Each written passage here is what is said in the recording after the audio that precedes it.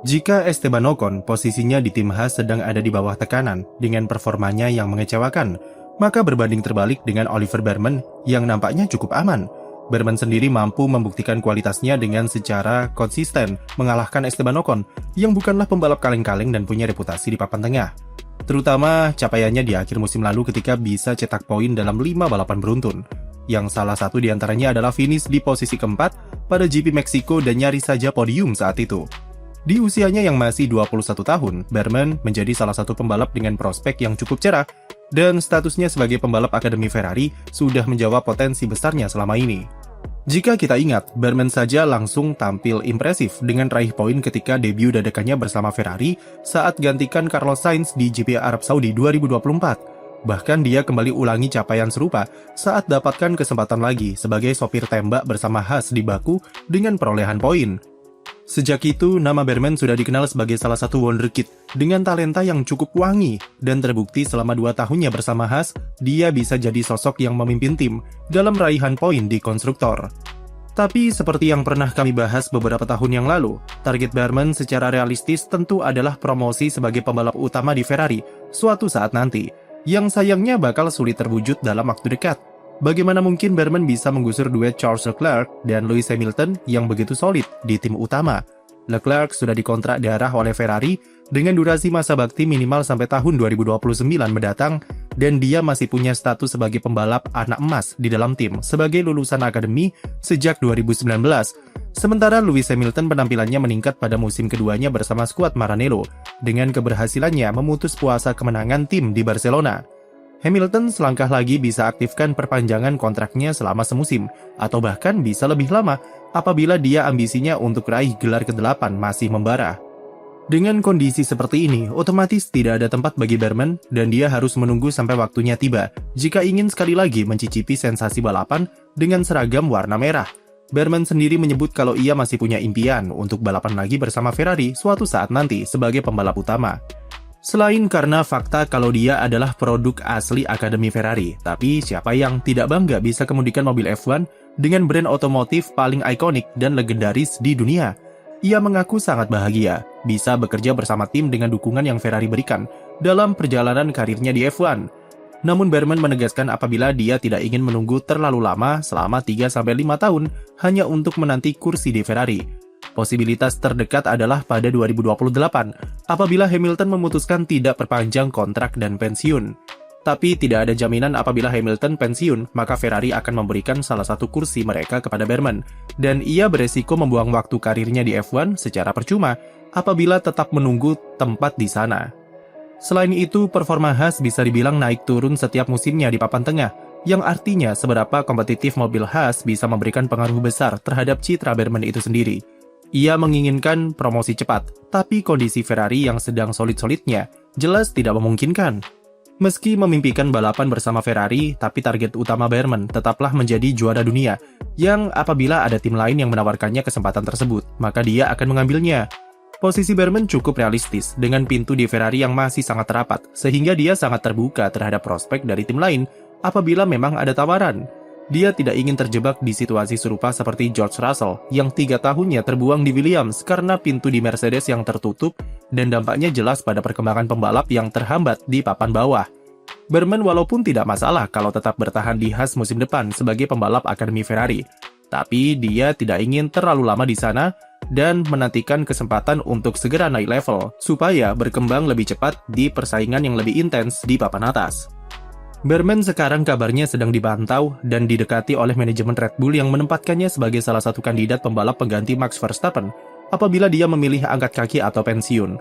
Apabila Verstappen pergi, Red Bull minimal harus mencari pengganti yang memiliki kapabilitas sepadan atau paling tidak sudah siap pakai untuk bersaing di papan atas, yang artinya langsung promosikan Arvid Lindblad yang belum bisa konsisten mengalahkan Liam Lawson di Racing Bulls tentu bukanlah keputusan yang bijak dan bisa mengulangi blunder tim di era sebelumnya.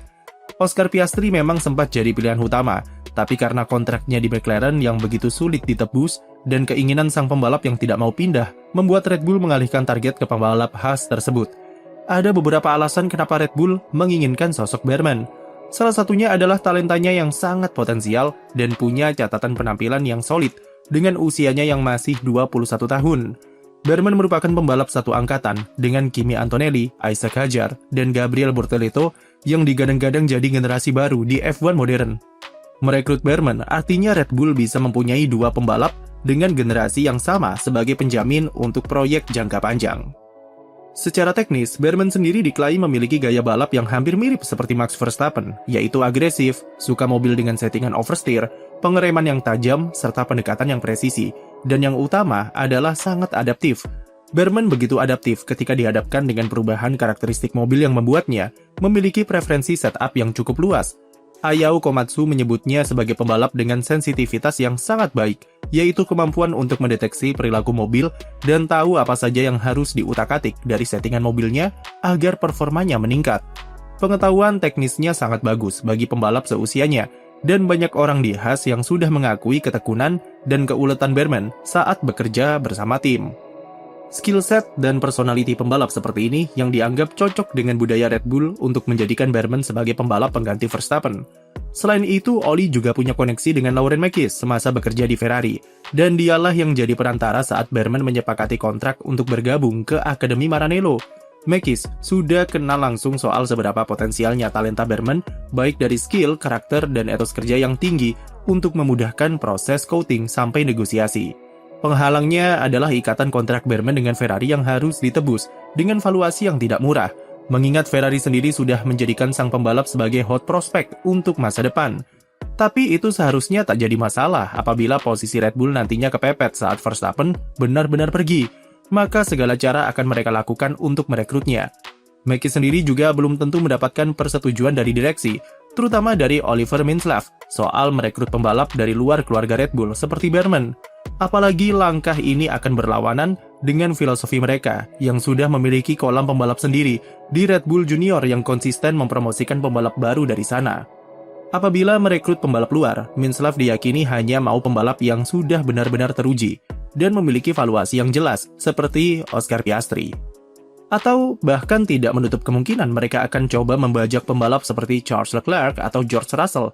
Namun mengingat kontrak mereka yang cukup kuat bersama tim masing-masing, opsi realistis tetap berada pada sosok Oli Berman dengan usia lebih muda, potensi talenta yang besar, karakter yang cocok dengan Red Bull, serta valuasi lebih murah. Tapi kembali lagi, semuanya akan bergantung pada keputusan Max Verstappen akan bertahan atau angkat kaki, yang paling tidak akan ditentukan untuk musim 2027 atau di akhir kontraknya pada 2028. Berman mau tidak mau harus menerima fakta kalau dia harus bertahan di Haas setidaknya selama setahun lagi, sambil menunggu kesempatan di Ferrari atau tawaran dari tim lain datang.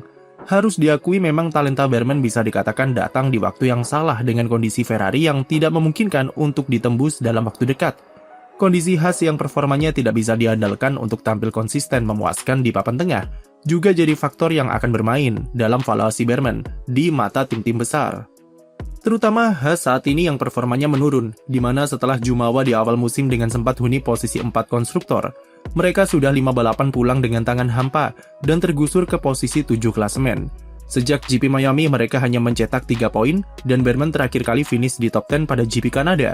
Penyebabnya sederhana, yaitu masalah klasik Haas yang tidak mampu mengimbangi kecepatan pengembangan mobil tim-tim rival di fase awal penerapan regulasi baru. Ketika tim rival seperti Racing Bulls, Alpine, dan Audi bisa secara konsisten keluarkan upgrade, Haas tidak mampu melakukan hal serupa karena proses development komponen yang lambat serta masalah finansial. Walaupun Haas berada dalam kondisi keuangan yang lebih baik dari 3 tahun yang lalu, tapi regulasi baru ternyata butuh biaya yang lebih mahal dalam pengembangan mobil. Sejauh ini Haas baru sekali keluarkan upgrade besar, yaitu di GP Kanada, tapi sayangnya itu tidak cukup untuk membuat mereka tetap bersaing di barisan 10 besar, dan sekarang malah terancam dilompati oleh Aston Martin. Jadi lebih baik Berman pindah atau bertahan saja di Haas sambil menunggu kesempatan dari Ferrari? Tulis pendapatmu di komentar, dan jangan lupa beri like dan subscribe untuk konten F1 lainnya.